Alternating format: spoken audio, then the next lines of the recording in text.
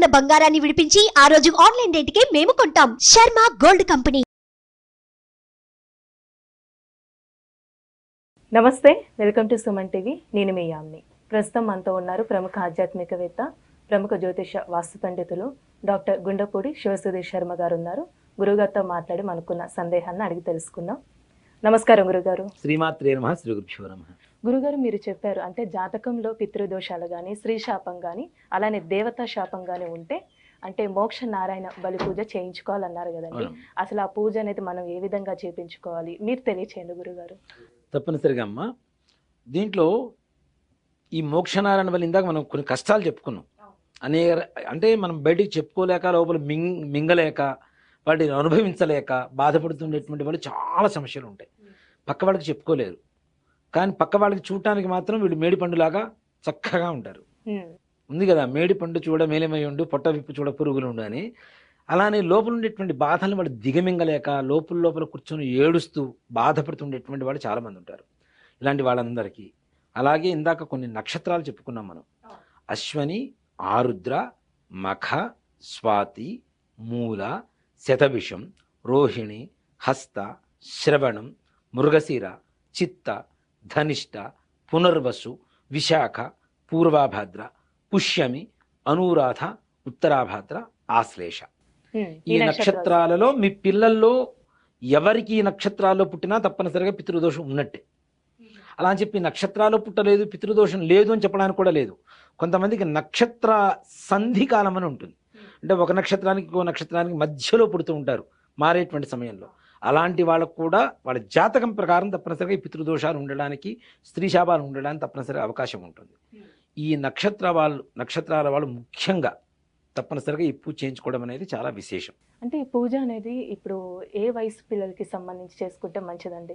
ఒకటి ఇప్పుడు చెప్తాను. పెళ్ళైన వాళ్ళు కానీ, పెళ్ళవని వాళ్ళు ఇలా ఉంటారండి. అవునమ్మా, ఇది మంచి ప్రశ్న. నిజంగా ఏ వయసుకు సంబంధం లేదు. దీంట్లో కూడాను తండ్రి ఉన్న వాళ్ళు చేయకూడదు, తండ్రి మాత్రమే ఈ పూజ చేయాలి. అంటే వాళ్ళ పిల్లలు చేయకూడదు, వాళ్ళ పిల్లలు చేయకూడదు. అంటే దీంట్లో ఏంటంటే పిండ ప్రధానం వస్తుందమ్మా.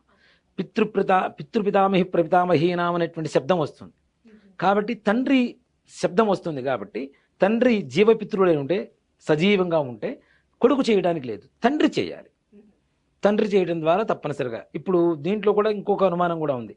మా తండ్రి గారు లేరు, మేము 7 అనాథములు ఉన్నాం. ఇప్పుడు 7 కలిసి ఒకే చోట లేరుగా, ఎవరికి వాళ్ళకే ఉన్నారు కదా. సో కాబట్టి ఎవరికి వాళ్ళు చేయించుకోవాల్సింది తప్పనిసరిగా. ఆ కుటుంబ పెద్ద ఎవరైతే ఉంటారో మగవాళ్ళు మాత్రమే చేయదగినటువంటి పూజ. మరి మాకు మగవాళ్ళు లేరు, ఇంట్లో భర్త లేడు, ఆడపిల్లలే ఉన్నారు, మరి ఏం చేయాలి? దీనికి కూడా ఒక మంచి ఇది ఉంది, పరిహారం ఉంది. ఎవరైతే తల్లి కానీ పిల్లలు కానీ అక్కడికి వెళ్ళి ఒక బ్రాహ్మణ్ణి వాళ్ళ తండ్రి స్థానంలో కూర్చోబెట్టి పూజ చేయించడం చేస్తారు తప్పనిసరిగా. దాన్ని మనం ఇప్పుడు చూడండి, ఆడపిల్లలే ఉండి మగపిల్లలు లేకపోతే కూలి కర్మ అని చెప్పి ఇంకో బ్రాహ్మణ్ణి కూర్చోబెట్టి చేయిస్తాం. మనం కర్మ చేయిస్తాము, దహనం చేయిస్తాము, అన్నీ కూడా వేరే వాళ్ళతో చేయిస్తాం. అలాగే ఇక్కడ బ్రాహ్మడికి అర్త్విగ్వరణం అంటారు. అంటే ఫలానా బ్రాహ్మణి ద్వారా మా దోషం పోవడానికి పూజ చేయిందయా అని చెప్పి బ్రాహ్మడికి బాధ్యతను అప్పచెప్తాం. ఆ బాధ్యత ప్రకారం ఆయన కూర్చొని చేస్తాడు. అలాగే ఇప్పుడు నిజంగా తల్లిదండ్రులు ఉండి తండ్రి కదల్లేని పరిస్థితుల్లో మంచం బెడ్ రీడన్ అవ్వడం, ఇక మరీ రాలేక ఉండే పరిస్థితుల్లో ఉండడం, అలాంటి సమయంలో కొడుకులైనా కూతుర్లైనా వచ్చి వాళ్ళ పేరుతో వాళ్ళ తండ్రి గారి స్థానంలో ఇంకో బ్రాహ్మణి కూర్చోబెట్టి కూడా చేయించవచ్చు. ఎందుకంటే మరి అంతకుమించి పరిహారం లేదు కదా. కాబట్టి ఇప్పుడు తండ్రి ఉన్నాడు, మొత్తం మంచం మీద పడి ఉన్నాడు, ఆయన రాలేడు, ఆయన అంత దూరం తీసుకురాలేరు. ఇక్కడ నుంచి దాదాపు 650-700 కిలోమీటర్లు దాదాపు ఉంటుంది. ఇది మనం అంటే 4వ తారీఖు మధ్యాహ్నం 3 గంటలకు బయలుదేరుతాం, తెల్లవారుజామున చేరతాం అక్కడికి, ఇక్కడ గోకర్ణానికి. ఆ గోకర్ణంలో రూమ్స్ ఇస్తారు వాళ్ళు. రూమ్స్ ఇచ్చిన తర్వాత మనం స్నానం చేసి, తలస్నానం చేసి, ఆ మహాబలేశ్వరుని దర్శనం చేసుకున్న తర్వాత అక్కడ ముఖ్యంగా ఈ పూజలో ఒక నియమం కూడా చెప్తారు వాళ్ళు. కాఫీ, టిఫిన్ పెడతారు ముందుగా పూజకు ముందు. చాలామంది ఏంటి నిరాహారంగా మేము పూజ చేసుకుంటామంటారు. 3 గంటలు పడుతుంది పూజ. 3 గంటలు కూర్చొని పొద్దునుంచి ఏమి తినకుండా, అందులో మిట్ట మధ్యాహ్నం, అందులో సముద్ర తీరంలో ఇంకా ఎక్కువగా ఉంటుంది ఎండ కూడా, అవునా? అలాంటి సమయంలో చిన్న ఆకలేసింది అనుకోండి, పూజ చేస్తున్నప్పుడు అబ్బా ఆకలేస్తుంది అనుకుంటే పూజ మొత్తం వృధా. అందుకని వాళ్ళు ఏం చేస్తారు, గ్లాసు నిండా పాలు తాగితే పాలు, కాఫీ తాగితే కాఫీ, టీ తాగితే టీ ఇస్తారు వాళ్ళు. టిఫిన్ పెడతారు. ఇవి తిన్న తర్వాతనే పూజ చేయమంటారు. ఇక్కడ ఈ పూజలో ఉండే మహత్యం నేను ఫేస్ చేశాను కాబట్టి చెప్తున్నాను. కాఫీ ఇస్తారు, టిఫిన్ పెడతారు, 3 గంటలు పూజ చేస్తాం. పూజ అయిపోయిన వెంటనే ఆకలిస్తుంది. మళ్ళీ మనం ఏదో నర్రూప రాక్షసులాగా తినేస్తాం, అంత ఆకలిస్తుంది. అంటే అంతసేపు మనం పూజ మీద ఎక్కువగా కాన్సన్ట్రేట్ చేసి అక్కడే ఉంటాం కాబట్టి కూర్చొని ఉంటాం. 3 గంటలు కింద కూర్చోవడం ఇప్పుడున్న జనాలకి చాలా అలవాటు తక్కువ ఉంటుంది. కూర్చోగలిగితే కింద కూర్చోబెడతారు, లేదంటే స్టూల్గా ఉంటే స్టూల్ ఇస్తారు. అక్కడ ఎవరి బ్రాహ్మణు వాళ్ళకే ఉంటారు. ఒకే బ్రాహ్మణుడు కూర్చొని సామూహికంగా 100 మంది కూర్చోబెట్టి చేయించడం ఇట్లాంటివి ఉండవు. ఎవరి బ్రాహ్మణుడు వాళ్ళకి తప్పనిసరిగా సపరేట్గా ఉంటారు. ఎవరి రూమ్స్ వాళ్ళకే.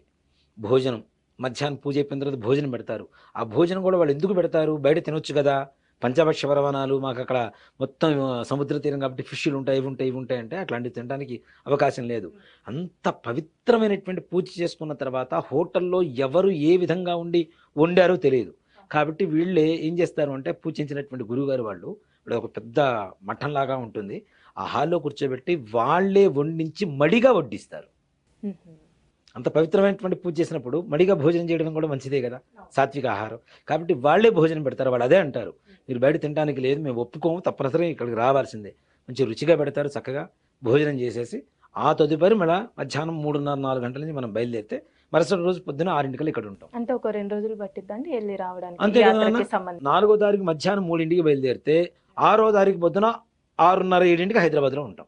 2 రోజుల కార్యక్రమం అయిపోతుంది. ఒక రోజు పోవటం, అక్కడ పూజ, మళ్ళీ అంటే ఒక్క రోజు మాత్రం హైదరాబాద్లో ఉన్నాం మనం సంపూర్ణంగా. ఒక మాట చెప్పాలంటే ఈ ఒక్క రోజులోనే పూజ మొత్తం చేస్తారు. 3 గంటలు పడుతుంది. దీంట్లో ఈ పూజలో చనిపోయినటువంటి మనకి చదువు చెప్పినటువంటి గురువు గారు ఎవరైతే మాస్టర్స్ కానీ గురువులు కానీ ఎవరైతే ఉంటారో వాళ్ళకు కూడా చేయిస్తారు. అలానే బాల్య స్నేహితులు, చైల్డ్హుడ్ ఫ్రెండ్స్ ఉంటారు కదా, వాళ్ళు చనిపోయి ఉంటే వాళ్ళ పేరుతో కూడా చేయవచ్చు.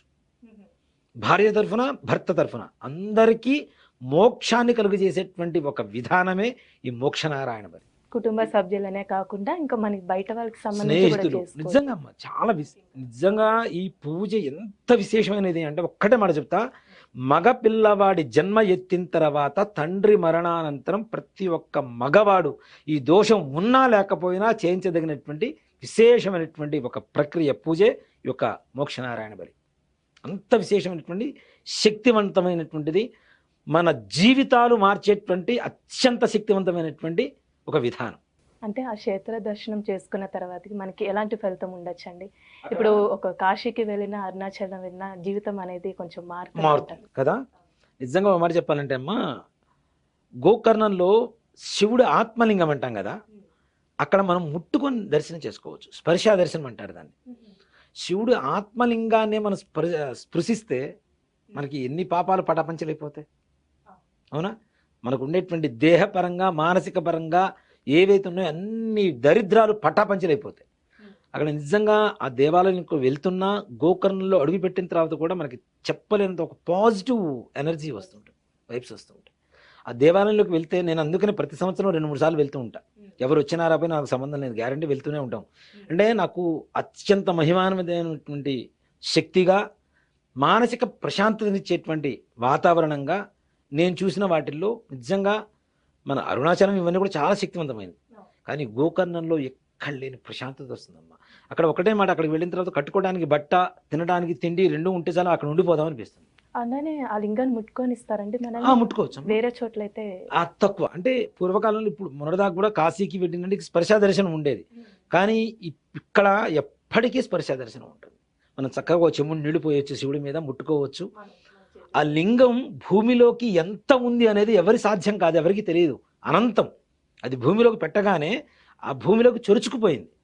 పైకి కొంత భాగం మాత్రమే కనబడుతుంది. ఇప్పుడు మన జనాలు ఏం చేస్తుంటారు, కొంతమంది తెలియక అది శివలింగం అంటే ఒక స్టోన్ లాగానే ఉంటుంది కదా, దాని మీద కూడా కొబ్బరికాయలు కొట్టేవాడు చాలా మంది ఉంటారు.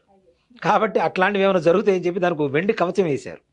వాళ్ళు చెప్తారు, అక్కడ దేవాలయంలో ఉండే అర్చకులు చెప్తారమ్మా, ఆ వెండి కవచం కింద మొత్తం సీసం పోసేసి ఆ వెండి కవచాన్ని పెట్టారట. ఎప్పుడైతే ఆ సీసం తీసేస్తారో అంతర్లీనంగా సముద్రంలో ఉండేటువంటి నీళ్లు మొత్తం వచ్చేసి గుడిని ముంచేస్తాయని చెప్తారు. అంటే లోపల నుంచి ఒక దారి ఉంది, సముద్రానికి తాకుతూ ఉంటుంది ఈ యొక్క ఆత్మలింగం అనేది, ఆ లోపల ఉండేటువంటి వాటర్కి. అంటే అంత శక్తి, అంటే ఒక సముద్రాన్నే ఆపుతుంది, అక్కడ దాకా రావటం లేదు అంటే సామాన్యమైనటువంటి శక్తి కాదు కదా అది. అంటే నిజంగా ఆ మహాబలేశ్వరుడి అనుగ్రహం కలిగితే, ఆయన దర్శనం కలిగి ఒక మోక్షనారాయణ బలి పూజ కనుక పాల్గొంటే నిజంగా వాళ్ళ జీవితాలు ధన్యం, వాళ్ళ పూర్వీకుల ఆత్మ ఘోష నివారణ కలుగుతుంది, వాళ్ళందరికీ మోక్షం కలుగ చేసి మనకి మన భవిష్యత్ తరాలకి ఒక మార్గం సుగమం అవుతుంది. అంటే మనం వెళ్ళేటువంటి ప్రతి దారిలో ముళ్ళు ఉంటాయి కదా, ఆ ముళ్ళు కూడా మొత్తం వెళ్ళిపోయి ముళ్ళు కూడా పూలుగా మారిపోయి మన జీవితం సజావుగా నడుస్తుందని చెప్పడానికి ఏమాత్రం కూడా సందేహం లేదు. చాలా చక్కగా తెలియజేశారండి మాకు. శ్రీమాత్రే ధన్యవాదాలు. నమః. శ్రీ గురుభ్యో నమః. చూసారా కదండి గురుగారి మాటల్లో, మీరు కూడా గోకర్ణ యాత్రలో పాల్గొనాలి అనుకుంటే మీకు స్క్రీన్ మీద నెంబర్ కనిపిస్తుంది కదా, ఆ నెంబర్కి మీరు కాల్ చేసినట్లయితే యాత్రకు సంబంధించిన వివరాలన్నీ మీకు తెలియచేయడం జరుగుతుంది. ఇలాంటి విశేషమైన అంశాలతో మళ్ళీ మీ ముందుంటాను. ధన్యవాదాలు. సుమన్ టీవీలో మీ పర్సనల్ అండ్ బిజినెస్ ప్రమోషన్స్ కోసం కింది నెంబర్కి కాంటాక్ట్ చేయండి.